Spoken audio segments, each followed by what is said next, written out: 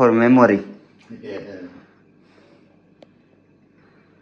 Well, not only, but perhaps you start drinking coffee Yeah. and then you know how to do it.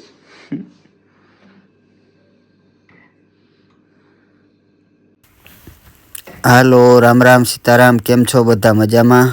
સ્વાગત છે ફરી વખત એક નવા વિડીયોમાં. અને જોવો, ઇટાલિયનની કોફી બનાવે છે. અને આ કેવું છે કોફીનું મશીન. આપણી કીટલી હોય ને એ રીતના. જો આ કીટલીમાં નીચે પાણી નાખવાનું, પછી વચ્ચેનો ભાગ આવે ત્યાં કોફી મૂકવાની, અને ઉપરનો જે ભાગ છે ને ત્યાં વરાળ સ્વરૂપે કોફી બહાર આવે. એટલે આ મારું છે રાત્રિનું કામ. સવારે ઉઠીને દરરોજ આ દાદા કોફી બનાવે. અને અહીંયા ગેસની સિસ્ટમ બહુ ઇઝરાયલમાં બહુ ઓછી હોય છે, માટે જો આ પ્લાટો સિસ્ટમ ઇલેક્ટ્રોનિક ચૂલો એ હોય છે ને એમાં મૂકી દઈએ અને માત્ર ને માત્ર 2 થી 3 મિનિટની અંદર કોફી તૈયાર. તો જો આ રીતના કામગીરી છે. અને દાદા બધું કામ પોતાની રીતના જ કરે છે. રાત્રે 2-3 વખત ઉઠે છે અને આ બધી એની વસ્તુ છે. એટલે કોફીના હમણાં ગ્લાસમાં કોફી થઈ જાય એટલે કોફી નાખી દે છે. અને આ દાદાના ઘરમાં જો આ ખાંડણી છે, અલગ અલગ પ્રકારની લગભગ દેશની કીટલી છે. જો આ તુર્કી સ્ટાઇલની છે, ઓલી બાજુની પેઢીની. એટલે ઘણી બધી કીટલીઓ છે અને બધી જૂનવાણી વસ્તુ જોવા મળે, મલક બધી. અને ઓછામાં ઓછી 150ની આસપાસ કીટલીઓ છે. સવારે ઉઠી અને જો આ દવા, કોફી, નાસ્તો બધું એની રીતના જ કરે છે. અને ઘરની અંદર આવા ઝાડવા હોય છે, ફ્લાવર હોય છે. એટલે મેં એને પૂછ્યું કે આ પ્લાસ્ટિકના છે કે રિયલી? મને કે ના રિયલી છે. એટલે આ રીતના દાદાનું ઘર છે. અને રાત્રે 11 કલાક મારે જવાનું હોય અને દિવસના એક બીજા ભાઈ હોય છે. એટલે આવું નાનકડું ઘર છે અને બધી જૂનવાણી વસ્તુ જોવા મળે. જો જ્યાં જોવો ત્યાં એક કીટલી તો જોવા મળે જ. એટલે એવું આ બધું 100 ફિટિંગમાં છે. એનો યુઝ નથી થતો, પણ બહુ જૂનવાણી વસ્તુ છે એટલા માટે એ બધી કીટલી રાખે. તો હવે અત્યારે જો અહીંયા કોફી તૈયાર થવા આવી છે. આ રીતના આ પ્લાટામાં, ઇલેક્ટ્રોનિક ચૂલામાં. તો કોફી થઈ ગઈ રેડી. આ રીતના વરાળ સ્વરૂપે બહાર આવી જાય ઉપરના ભાગમાં. પછી એમાં દૂધ નાખે અને કોફી તૈયાર. માત્ર ને માત્ર 2 થી 3 મિનિટની અંદર તૈયાર થઈ જાય. કાંઈ જાજી વાર પણ ન લાગે. અને વરાળ સ્વરૂપે ઉપરથી ધુવાળા નીકળવા માંડે ને એટલે સમજી જવાનું કે કોફી તૈયાર.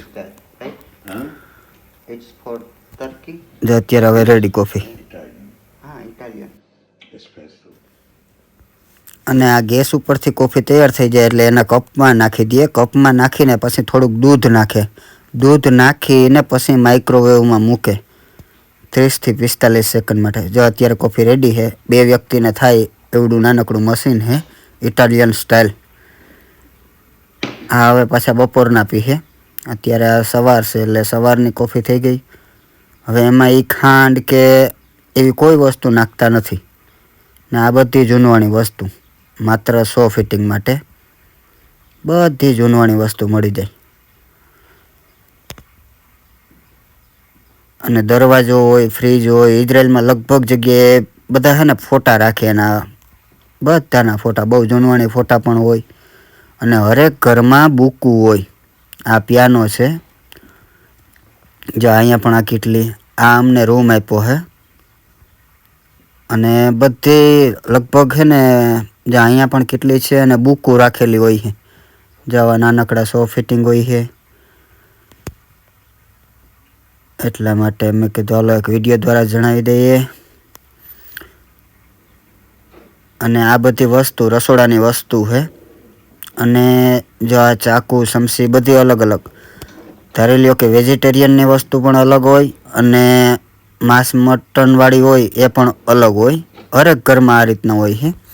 એ એના ધર્મમાં આવે. અને ઠામ વિસરવાનું બધી વસ્તુ અલગ અલગ હોય છે. આ યહૂદીઓના ઘરમાં ઠામ પણ અલગ, દૂધ અને માંસ મટન પણ સાથે ન પીએ. એટલે આવી જો આ વેણ્યા ને બધી વસ્તુ પડી છે. આ બધા જમવાના ઠામ આવી જાય અને મોસ્ટ ઓફ ઠામમાં આવા કાચના જ હોય છે લગભગ જગ્યાએ, અને આ લોકો એમાં જ જમે છે. એટલે આવું છે.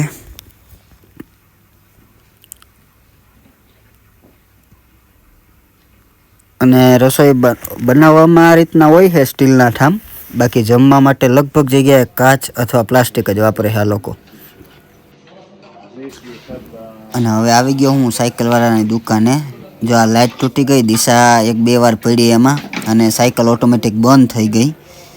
એટલા માટે મેં કીધું હવે આને રિપેર કરાવીને નવી જ લઈ લેવી. તો આ હમણાં અઠવાડિયા પહેલાં તો આ બેટરી નાખી હતી જૂની, પણ છતાં પણ હાલતી હાલતી બંધ થઈ ગઈ ને 2-3 કિલોમીટર દોડીને આવી. એટલે મેં કીધું હાલો આ સાયકલ જૂની દઈ દઈએ, નવી જ લઈ લઈએ. તો અત્યારે આવી ગયો છે આતુરી મેં સાયકલવાળાની દુકાને. ને આ અમારી જૂની સાયકલ છે, ને જો આ મેં લીધી નવી. હજી દિશાને ખબર નથી, દિશા ઘરે આવશે તો અહીંયા ખબર પડશે. એટલે આ રીતના જોઈએ હવે સાયકલની તૈયારી કરે છે. અને આ સાયકલ 4200 શેકેલની આવી છે, અને ઓલી સાયકલ વારી દીધી છે. અને આ દુકાનમાં જો આ બધા લોક મળે, હેલ્મેટ મળે, સાયકલને લગતી બધી વસ્તુ મળી જાય. અને વર્ષ દિવસની ગેરંટી હોય છે. અને બ્રેકું બહુ ઉતારે, પણ બ્રેકોની ગેરંટી ન હોય. બાકી કાંઈ પણ થાય તો વર્ષ દિવસની ગેરંટી હોય. અને સાયકલની સાથે સાથે એક લોક આવે, હેલ્મેટ આવે, મોબાઈલ રાખવાનું સ્ટેન્ડ પણ મળે. એટલે આ રીતના હોય છે. તો આ છે અમારી નવી સાયકલ. અને અમારી પહેલી સાયકલ હતી ઝીણા ટાયરવાળી હતી ને આ થોડાક જાડા છે, એટલે હાંકવામાં કાંઈ તકલીફ ન થાય. એટલે આ રીતના હવે ભાઈ ફિક્સ કરે છે બધી વસ્તુ. હમણાં લઈને પછી જઈશ ઘરે. અને સાયકલમાં મોબાઈલના સ્ટેન્ડ ને બધી વસ્તુ મળી જાય. જો આ હેલ્મેટું છે અલગ અલગ પ્રકારના. כן. יפו בית, ככה. מישהו קונה פה, הוא כן. מבסוט. בסדר? בסדר. תודה. તો જો આ બધા અલગ અલગ પ્રકારના હેલ્મેટું છે, બધા પ્રકારના લોક છે, મોબાઈલના સ્ટેન્ડ છે, ઠેલા છે, પાછળ બેસવાની સીટ છે, પંખા છે, અલગ અલગ પ્રકારના લોક.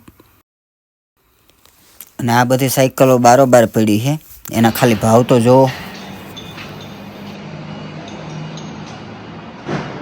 5800, 4200 શેકેલનો ભાવ છે આ ઇઝરાયલમાં. આ જુઓ 8500, 2 લાખની સાયકલો. આ પણ સ્કૂટર જેવી સાયકલ 9800. એટલે દુનિયાની સાયકલો આતુરી મેં.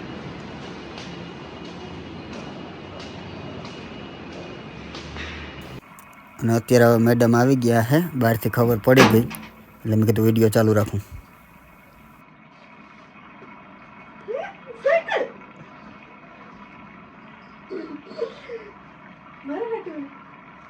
મારા હાટું હે તમારી કઈ બાર બાંધી હે મારી હે ગમે જોડણી એમ નહીં પાકું